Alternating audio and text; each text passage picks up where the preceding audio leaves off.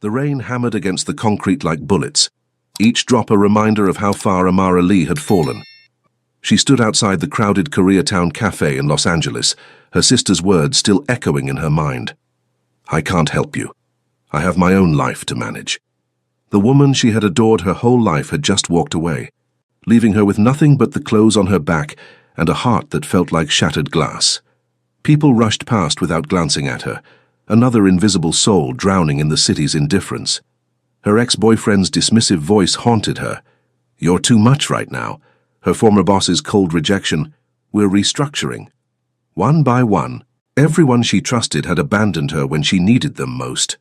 Amara's knees buckled as the weight of her isolation crashed over her. She was truly alone, with nowhere to go and no one to catch her fall. The storm soaked through her thin coat, but the cold outside couldn't compare to the ice spreading through her chest. Then she heard a deep, steady voice behind her. "Are you okay?" She turned, and through the blur of rain and tears she saw him, tall, sharply dressed, holding a black umbrella, with the kind of composure that suggested he'd never known what it meant to fall.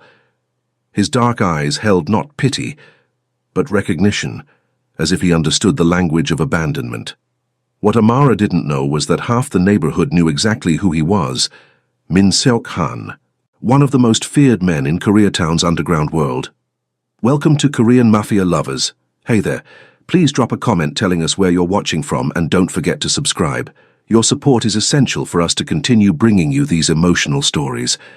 Amara Lee had always been the dependable one, the friend who remembered birthdays, the daughter who called every Sunday, the girlfriend who gave more than she received. At 27, she had built what she thought was a stable life, a steady job as an administrative assistant at a marketing firm, a 2-year relationship with David, and a close bond with her older sister, Maya. But life doesn't warn you before it decides to test every foundation you've built. The first crack appeared on a Tuesday morning when her boss called her into his office with that particular expression that meant bad news. "Budget cuts," he said, not meeting her eyes. "We're eliminating your position effective immediately." 20 minutes later, she was walking out with a cardboard box and a severance check that wouldn't even cover next month's rent. David's reaction was worse than she'd expected. When she called him, voice shaking as she explained what happened, his response was a long sigh followed by, "Amara, I can't deal with this right now. I'm not signing up to carry someone who can't handle their own problems. You're too much." The line went dead. 3 days later, the eviction notice arrived. Her landlord, who had once been understanding about late payments, suddenly became unreachable. The walls of her small apartment seemed to close in as she realized how quickly everything could disappear. But the worst betrayal came from the person she thought would never abandon her. Maya lived in a beautiful house in Beverly Hills, married to a successful attorney, with 2 perfect children, and a life that looked like it belonged in a magazine. Amara had helped her through college, had been her maid of honor, had babysat her kids countless times without ever asking for anything in return. "I need somewhere to stay," Amara had said, standing on Maya's doorstep with her suitcase. "Just until I get back on my feet." Maya's expression had shifted from surprise to something that looked almost like disgust. "Amara, I can't have you bringing your drama into my home. My husband's partners might be here for dinner and I can't. I'm sorry, but you need to figure this out yourself." The door had closed with a soft click that sounded like a gunshot. Now, standing in the rain outside the cafe where she'd hoped to find comfort in familiar Korean food, one of the few luxuries she could still afford, Amara felt the last of her strength drain away. The storm had started just as Maya's words hit her, as if the universe was determined to make her misery complete. Her phone buzzed with a text from David. "Left your stuff with the doorman. Don't contact me again." Amara's legs gave out, and she sank onto a wet bench, no longer caring about the rain soaking through her clothes. She was 27 years old, college-educated, had worked since she was 16, and somehow she had ended up with absolutely nothing and no one. "Are you okay?" The voice was deep, calm, with just a hint of an accent that suggested English wasn't his first language. Amara looked up to see a man standing beside her bench, holding a large black umbrella that cast them both in shadow. He was tall, probably 6 feet, with the kind of sharp, handsome features that belonged in magazines. His dark hair was perfectly styled despite the weather, and he wore an expensive-looking black coat over what appeared to be a tailored suit, but it was his eyes that caught her attention. Dark, intelligent, and filled with something she hadn't seen in weeks, genuine concern. "I'm fine," she lied, her voice barely audible over the rain. He studied her for a moment, taking in her soaked clothes, her tear-stained face, the suitcase at her feet. "You're freezing," he observed, "and you're not fine." There was something about his tone, gentle but authoritative, that made her want to tell the truth. "No," she whispered. "I'm not."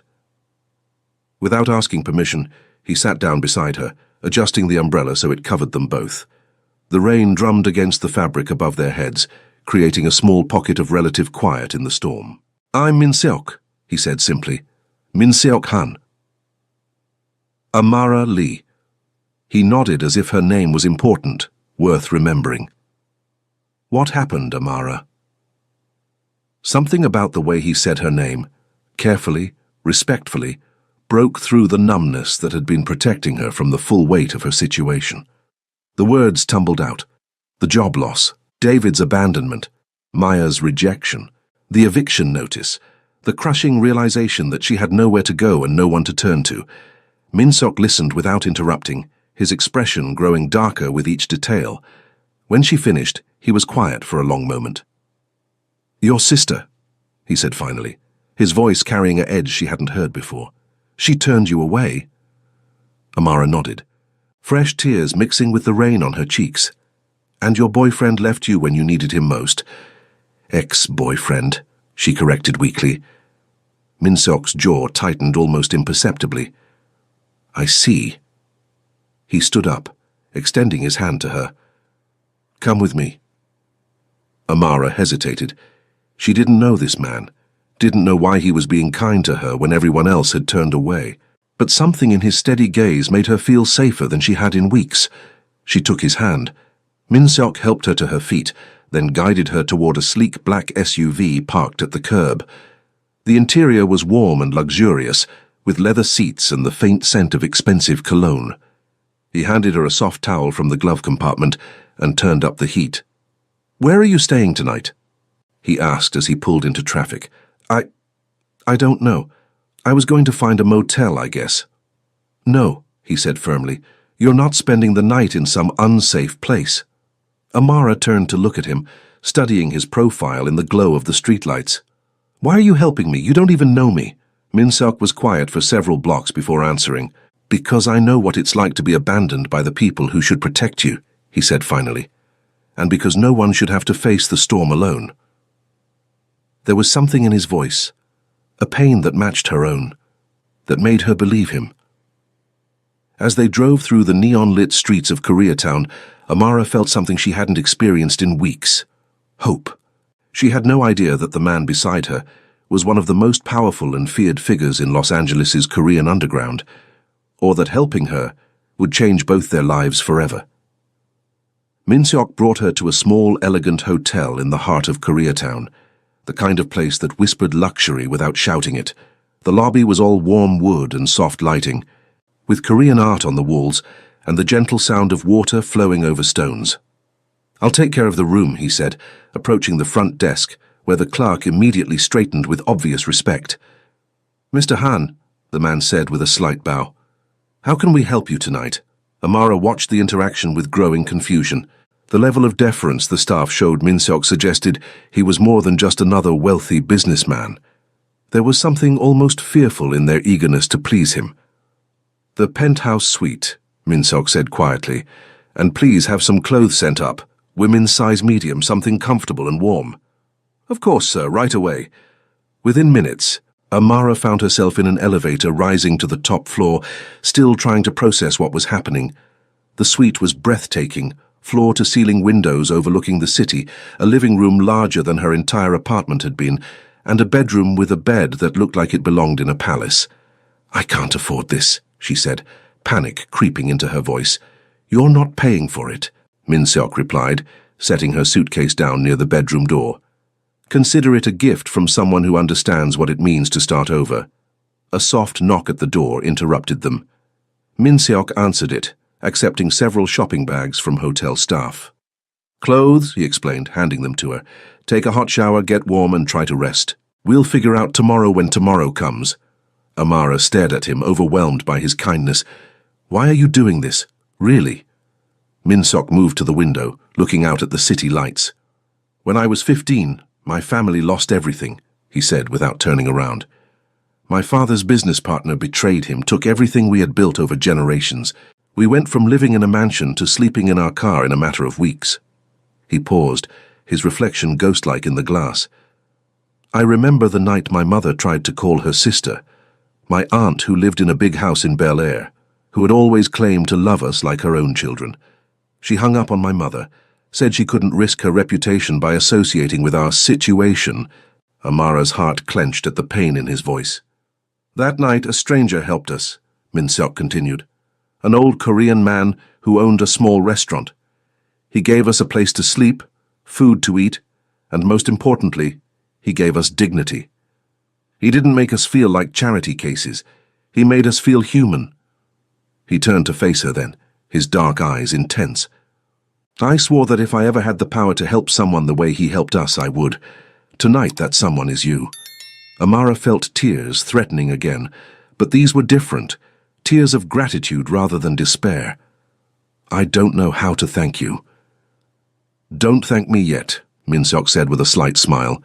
"Get some rest. Tomorrow we start rebuilding." After he left, Amara stood in the luxurious bathroom, staring at herself in the mirror. Her reflection looked like a stranger, hollow-eyed, defeated, lost. But for the first time in weeks, she felt a spark of something that might have been hope. The shower was hot and perfect, washing away not just the rain but some of the despair that had been clinging to her skin. The clothes Min-seok had ordered fit perfectly: soft cashmere sweater, comfortable jeans, and undergarments that were clearly expensive but tasteful. As she settled into the impossibly comfortable bed, Amara found herself thinking about her mysterious benefactor. There had been something in the way the hotel staff treated him, something in the careful way he spoke about power and helping others. Min-seok-han was clearly more than he appeared to be. But whatever secrets he carried, he had shown her more kindness in one evening than she had received from the people who claimed to love her in weeks of crisis. The next morning, Amara woke to sunlight streaming through the windows and the smell of coffee. She found Min-seok in the living room, dressed in another perfectly tailored suit, reading something on his phone while a breakfast spread worthy of a five-star restaurant waited on the dining table. "Good morning," he said, looking up with a smile that transformed his serious features. "I hope you slept well." "Better than I have in weeks," she admitted, taking a seat across from him. "But I can't keep accepting your generosity. I need to find a job. Find a place to live." "And you will," Min-seok interrupted gently. "But not today. Today you recover. You remember who you are when you're not fighting just to survive." Over breakfast they talked. Amara found herself telling him about her dreams, how she had always wanted to work in event planning, but had settled for administrative work because it was safer, how she loved to cook, but had never had the confidence to pursue it professionally, how she had always been the one taking care of everyone else, and had forgotten how to take care of herself. Min-seok listened with the kind of attention that made her feel like her words mattered. When she finished, he was quiet for a moment. "I have a proposition," he said finally. "I own several businesses, restaurants, hotels, event venues. I'm always in need of someone with organizational skills and an eye for detail. Would you be interested in working for me?" Amara's heart leaped, but caution held her back. "I don't want charity." "It wouldn't be charity," Min-seok said firmly. "I've been looking for someone to coordinate events at my venues, someone who understands both the business side and the creative side. Based on what you've told me about your background and interests, you might be perfect for the position." He slid a business card across the table. "Think about it. If you're interested, come to this address tomorrow at 10. We'll discuss details." Amara looked at the card, heavy cardstock with elegant lettering that read Han Enterprises, and an address in downtown LA. "What kind of events?" "Corporate functions, private parties, cultural celebrations," Min-seok said. "Nothing you couldn't handle, but everything that would challenge you to grow." As he stood to leave, Amara felt a strange reluctance to see him go. In less than 24 hours, this man had shown her more respect and consideration than she had received from people she'd known for years. "Min Seok," she called as he reached the door. "Why me? Really?" He turned back, his expression serious. "Because when I look at you, I don't see someone who's broken. I see someone who's been broken by others, but refuses to stay down. That's rare, Amara, and it's valuable." After he left, Amara spent the day exploring the suite, thinking about his offer, and slowly beginning to believe that maybe, just maybe, her story wasn't over yet. The Han Enterprises building was a sleek tower of glass and steel that seemed to pierce the Los Angeles sky.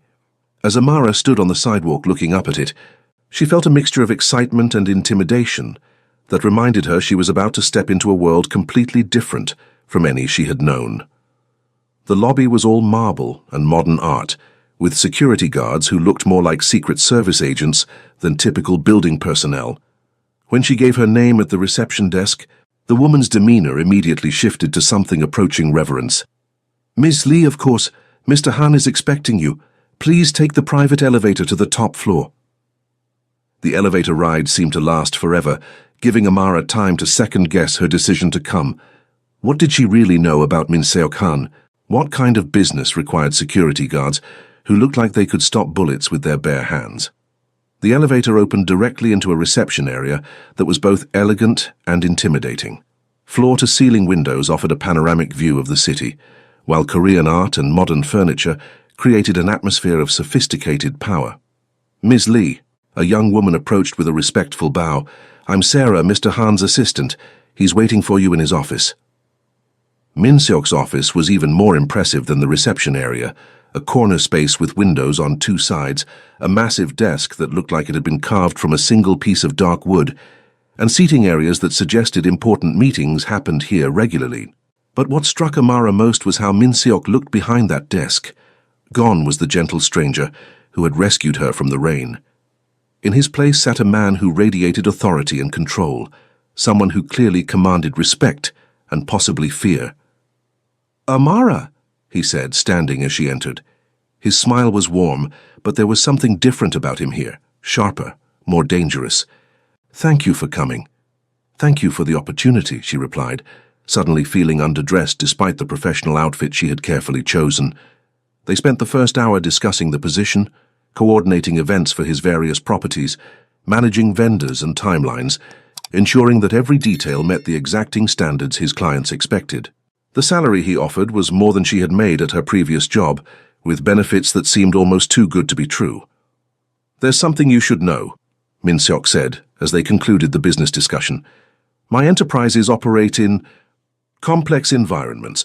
Some of our clients value discretion above all else. Can you handle that?"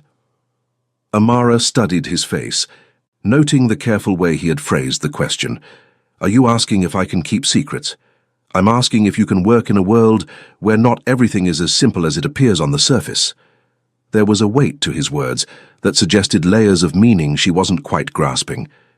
But looking at him, this man who had shown her kindness when she had nothing to offer in return, she found herself nodding. "I can handle complex," she said. Min Seok's smile was approving. "Good. Sarah will show you to your office and introduce you to the team. Your first event is this Saturday, a private dinner for some very important clients. Consider it your trial by fire."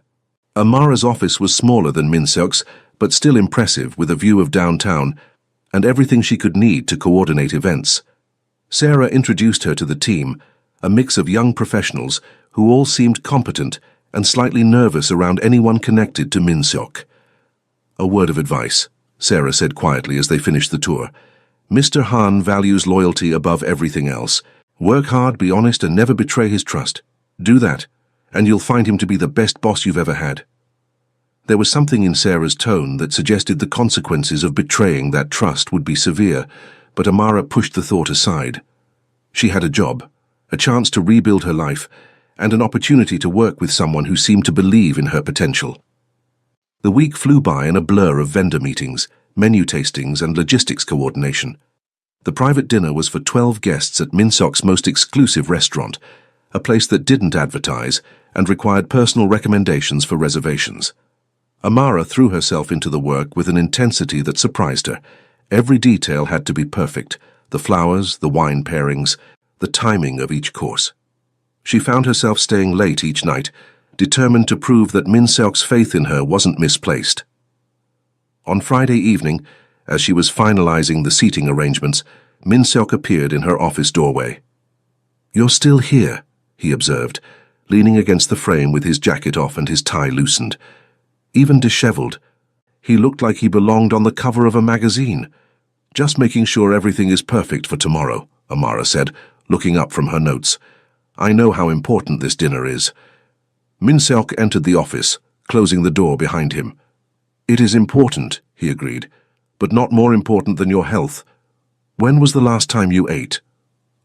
Amara realized she couldn't remember. "I had coffee this morning." Min Seok shook his head with what might have been fond exasperation. "Come on, I'm taking you to dinner. I really should finish. The work will be here tomorrow. You need food and rest." He led her to a small Korean restaurant a few blocks away, nothing like the upscale establishments he owned, but warm and welcoming in a way that spoke of family and tradition.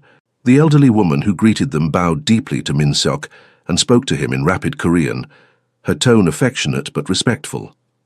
"She's asking if you're my girlfriend," Min Seok said with a slight smile as they were seated in a private booth.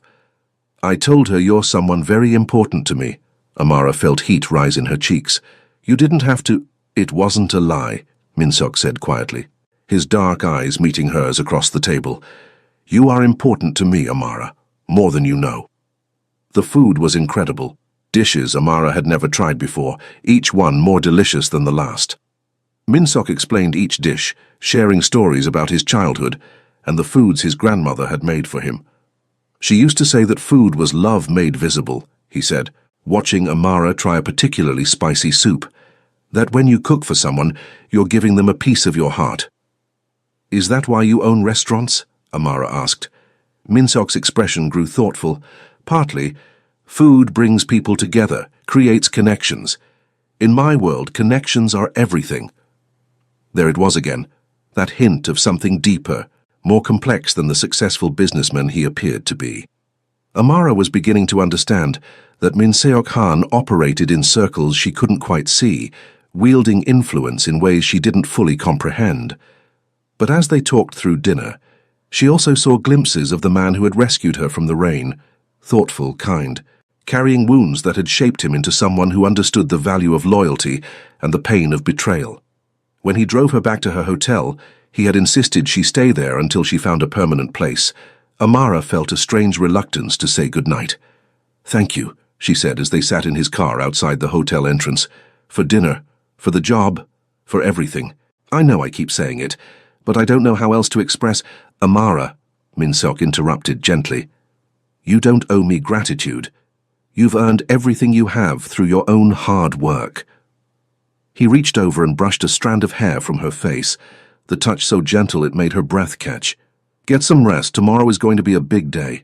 As Amara watched his car disappear into the traffic, she realized that somewhere between the rain-soaked bench and this moment, her feelings for Min Seok Han had shifted from gratitude to something much more dangerous. She was falling for a man whose world she didn't understand, whose secrets she couldn't fathom, and whose touch made her forget every reason she should be careful. Tomorrow's dinner would be more than just a professional test.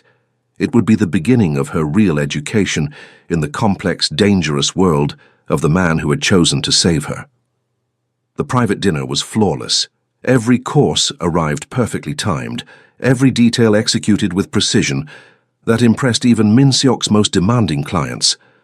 Amara watched from the kitchen, coordinating with the chef and servers, feeling a satisfaction she had never experienced in her previous job. But it was the conversation she overheard that changed everything. "Hansi," one of the guests said in accented English, "the shipment from Busan arrived safely.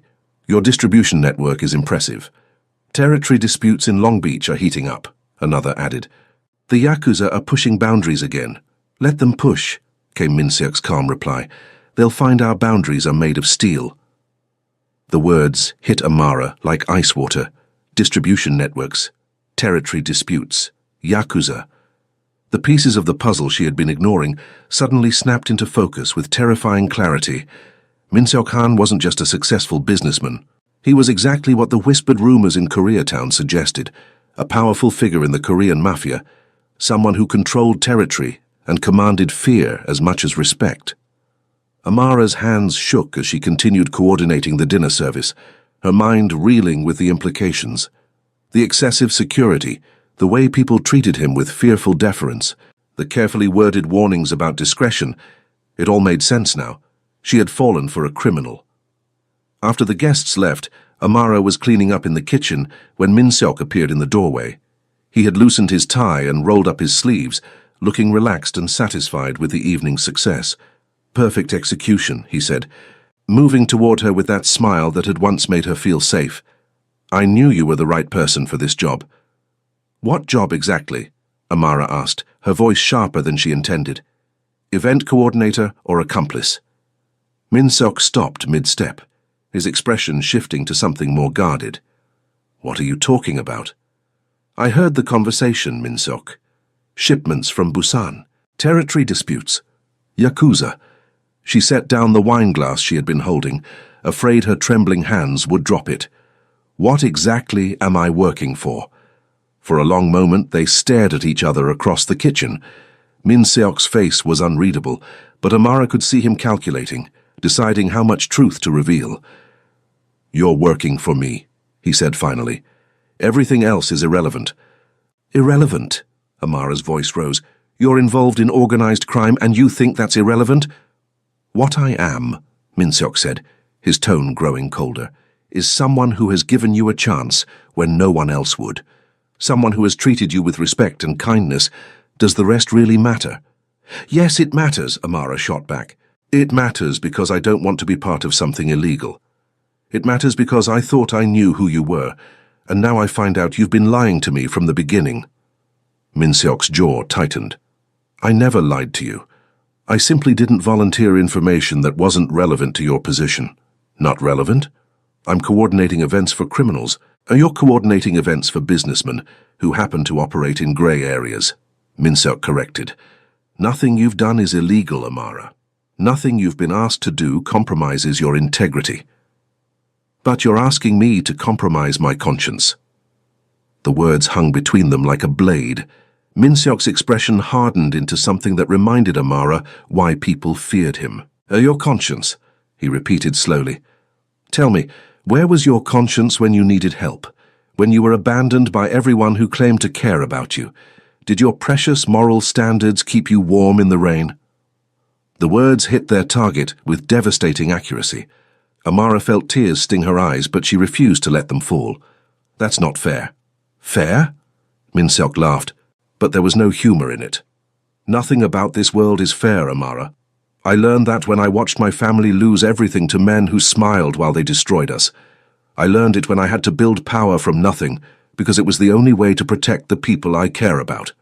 He moved closer, his presence suddenly intimidating rather than comforting. "You want to judge me? Fine. But remember that the man you're judging is the same one who pulled you out of the storm when no one else cared enough to stop." "I can't do this," Amara whispered. "I can't be part of your world." "Then leave," Min Seok said flatly. "Walk away. Go back to your safe, moral world where good people abandon you and bad people are the only ones who show you kindness." The dismissal in his voice was like a physical blow. Amara grabbed her purse and headed for the door, pausing only when she reached it. "I thought you were different," she said without turning around. "I thought you were someone I could trust." "I am someone you can trust," Min Seok replied quietly. "But trust and understanding are two different things. You're not ready to understand my world, Amara. Maybe you never will be." Amara left without another word, but she could feel his eyes on her until the elevator doors closed.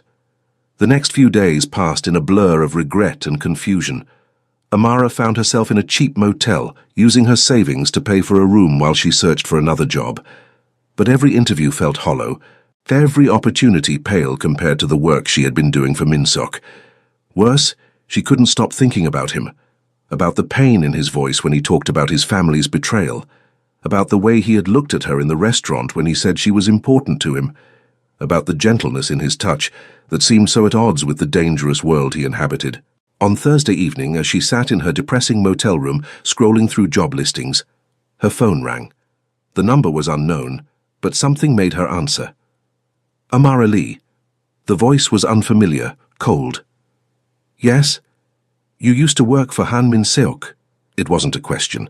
Amara felt ice form in her stomach. Who is this? Someone who knows you have access to information we need.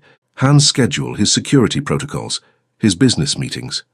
I don't have that information, Amara said quickly, and I wouldn't give it to you if I did. You will, the voice said with chilling certainty.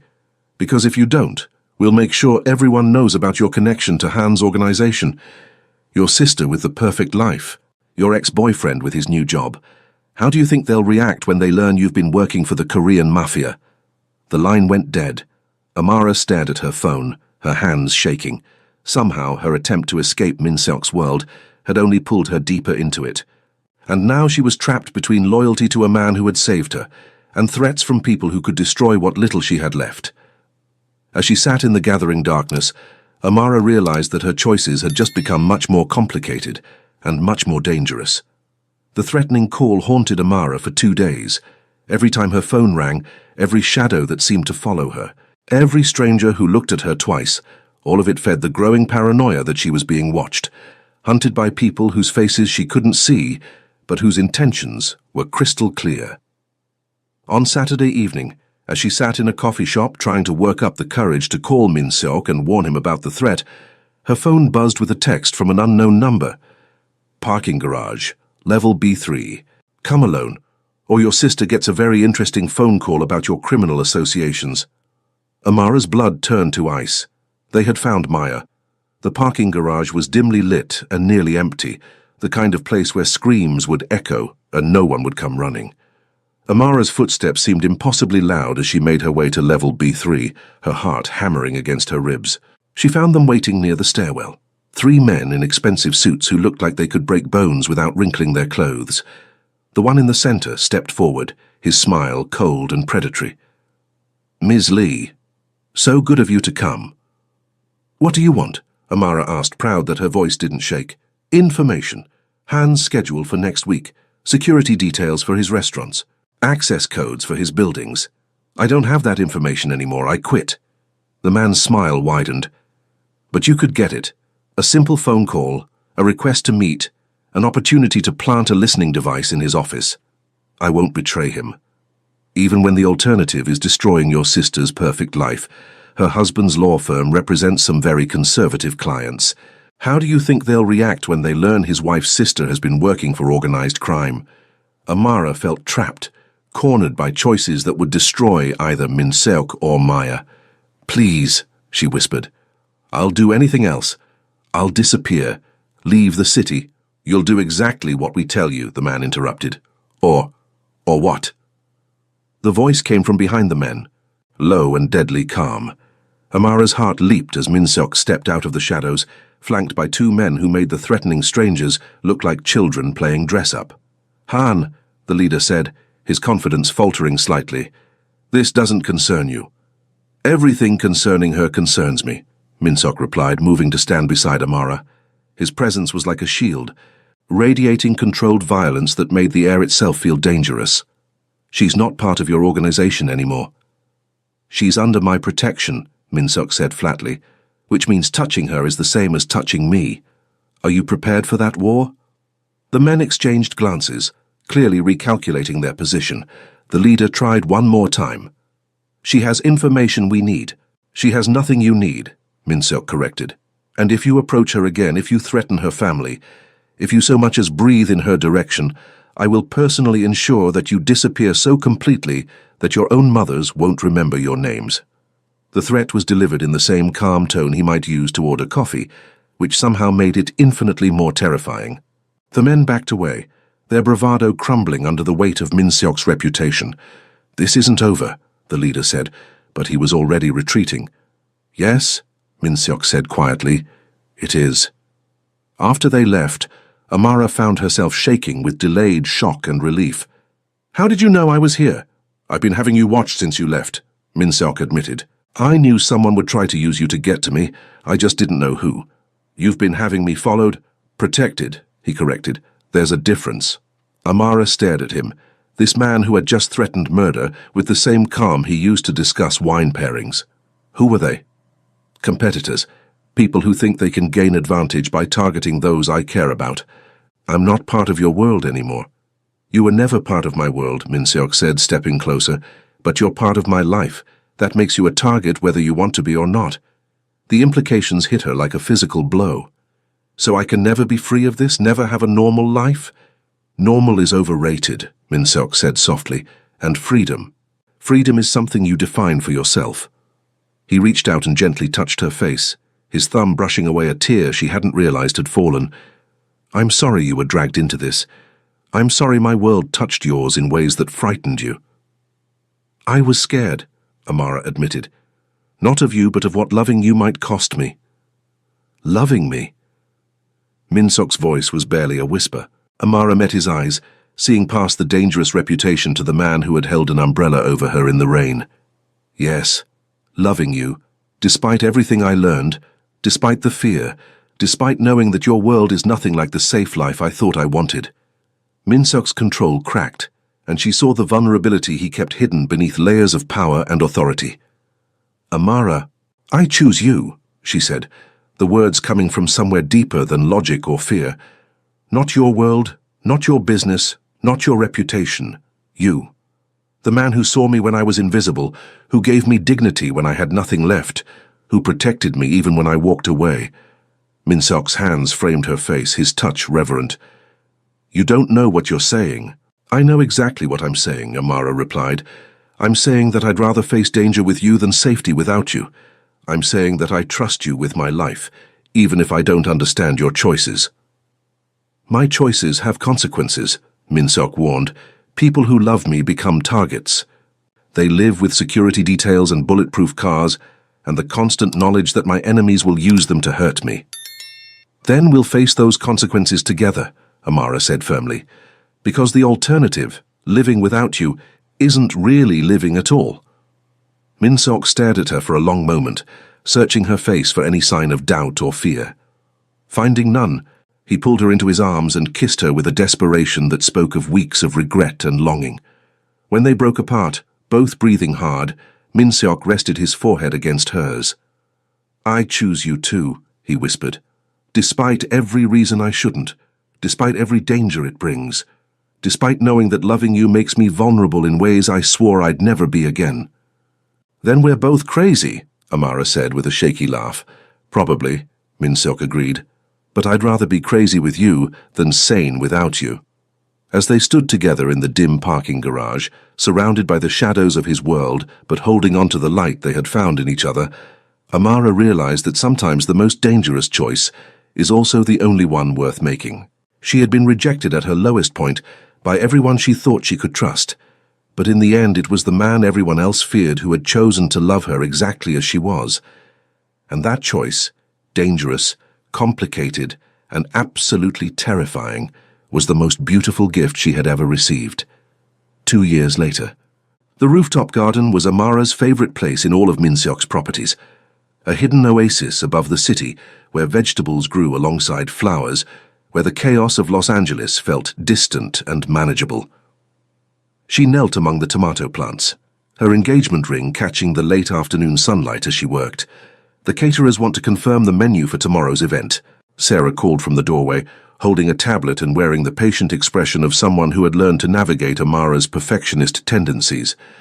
Tell them the Korean fusion menu is final, Amara replied, without looking up. And remind them that Mr. Chen is allergic to shellfish. Already noted. Also your sister called. She wants to know if she can bring the kids to the office Christmas party next week. Amara smiled. Maya's relationship with her had transformed completely over the past 2 years, a combination of genuine remorse for her abandonment and healthy respect for Min-seok's protective instincts. The children adored their Uncle Min, who spoiled them shamelessly and taught them Korean phrases that made their grandmother beam with pride. Of course she can bring them. Min loves showing off for his honorary niece and nephew. The sound of footsteps on the garden path made her look up. Min-seok was walking toward her, his suit jacket slung over his shoulder and his tie loosened after a long day of meetings. Even after 2 years, the sight of him still made her heart skip. "How was the meeting with the City Planning Commission?" she asked, standing and brushing dirt from her hands. "Productive. The new restaurant will break ground next month." He pulled her into his arms, not caring about the garden soil on her clothes. "How was your day?" 3 events, 2 vendor meetings, and 1 very successful negotiation with the flower supplier. Amara settled into his embrace, feeling the tension of the day melt away. "Also, David called." Min Seok's arms tightened slightly around her. What did he want? To apologize, again, and to ask if we might consider hiring his event planning company for corporate functions. "What did you tell him?" "That we're very happy with our current arrangements," Amara said diplomatically. He's still trying to process the fact that the woman he abandoned for being too much is now running a multi-million-dollar event coordination business. "His loss," Min Seok said, pressing a kiss to her temple. "Speaking of which, the mayor's office called. They want us to coordinate the cultural festival next spring." "The whole festival?" Amara pulled back to look at him, excitement sparkling in her eyes. "That's huge, Min. It would establish us as the premier event company in the city." "It would also put you in the spotlight," Min Seok warned gently. "Are you ready for that level of visibility?" It was a conversation they'd had many times over the past 2 years. Amara's business had grown exponentially under Min Seok's protection and guidance, but success in their world always came with increased scrutiny. She had learned to navigate the complex balance between legitimate business and the shadowy connections that made their empire possible. "I'm ready," she said confidently. "We've built something real here, something that stands on its own merit. Let them look as closely as they want." Min Seok smiled, pride evident in his expression. "Then we'll take the contract." As the sun set over the city, they stood together in their garden sanctuary, planning futures that once seemed impossible. Amara had learned that love wasn't about finding someone who fit into your safe, predictable world. It was about finding someone worth building a new world with, even when that world was complicated and dangerous and absolutely nothing like what you had planned. She had been rejected at her lowest point, abandoned by people who should have protected her. But in the end, it was the man everyone else feared who had chosen to love her, protect her, and build a life with her that was richer and more meaningful than any safe alternative could have been.